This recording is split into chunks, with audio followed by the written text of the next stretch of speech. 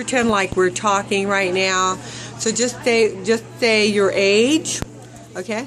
So I'm 18, and that I think it'd be a good idea to put signs on the back for people to see that I can't hear them if they're running behind me or if they're driving really close behind me, because if I can't hear them, I don't know that they're close, and I don't know they're there until they're right behind me. And so it's scary walking down the street and not knowing if someone's super close behind me or is following me or is driving super fast, because I can't hear them until they're right behind me.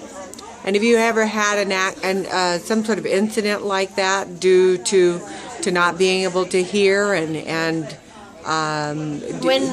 I went hiking one time, I actually had someone run behind me, and I almost tripped, and I almost fell, and we were on a mountain, so it was kind of scary. Yeah, kind of scary. So you think it would help if we had this logo that's on you on the trail, and then you basically would wear some sort of signage on the back that says hearing impaired, use visual signs? I think it would be important if you had a sign on your back, but also there were signs posted so people knew what that sign meant. Okay.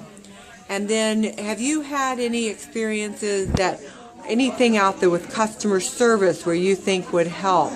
Or have you had any sort of school experiences where maybe you'd want to have preferred seating where you sit the second row or the third row back so that you can read lips? Yeah, when I was little, I actually had a really hard time in school because I couldn't hear the teacher because she was either walking around so I couldn't see her lips, or she was just had me in the back of the class and she was in the front, so I wasn't able to hear. And did you grow up here in California? Or yes. Okay.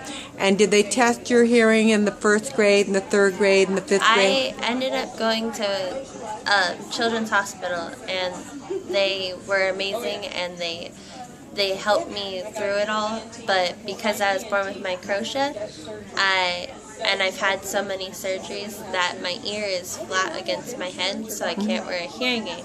Okay. So I've had help, but not help through the school. Okay. So you feel that there still needs to be more work done as a person who experienced that firsthand within the school. Yeah.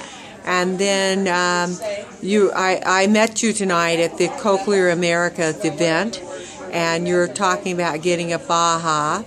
But then you also homeschooled because the schools were not receptive or open. Well, because the schools have 30 kids in one classroom, there's no way I can hear the teacher and be able to just relax and not have all those people talking around.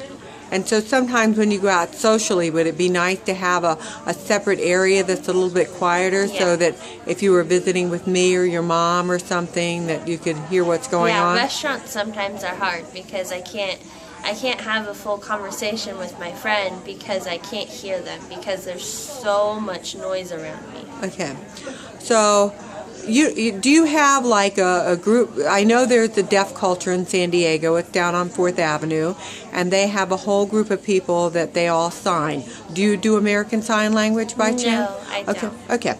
And then, so do you have any sort of support group within your age range, where so we could have the needs be met for somebody as young as you, so that you can thrive in your life? Because you're just now starting out. Yeah, I don't have anyone I usually talk to. I just have my mom that I talk to. Your mom, okay. So we as local San Diego residents, we're 3 million strong. The 10% of the population who has some sort of hearing challenge, just like you do.